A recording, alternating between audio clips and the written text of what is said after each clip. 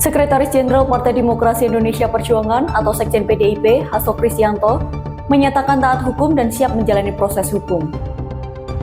Oleh karenanya, Hasto menyatakan siap memenuhi panggilan pemeriksaan oleh Komisi Pemberantasan Korupsi atau KPK pada Senin 13 Januari 2025 esok.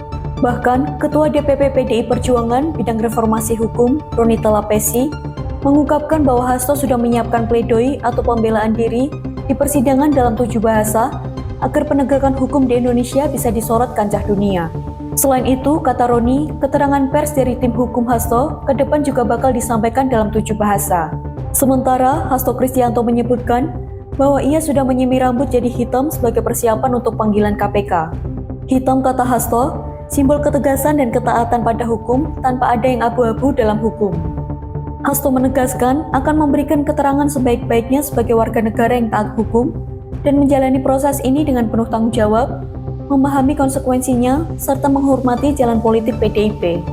Sebelumnya, Hasto telah ditetapkan sebagai tersangka kasus dugaan suap terkait pergantian antar waktu atau PAW, anggota DPR periode 2019 hingga 2024 yang melibatkan Harun Masiku.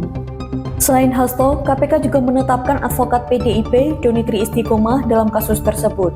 Dugaan suap tersebut dimaksudkan guna menegakkan Harun Masiku sebagai anggota DPR RI PAW Daerah Pemilihan Sumatera Selatan atau Sumsel, menggantikan Nasaruddin Kemas yang meninggal dunia.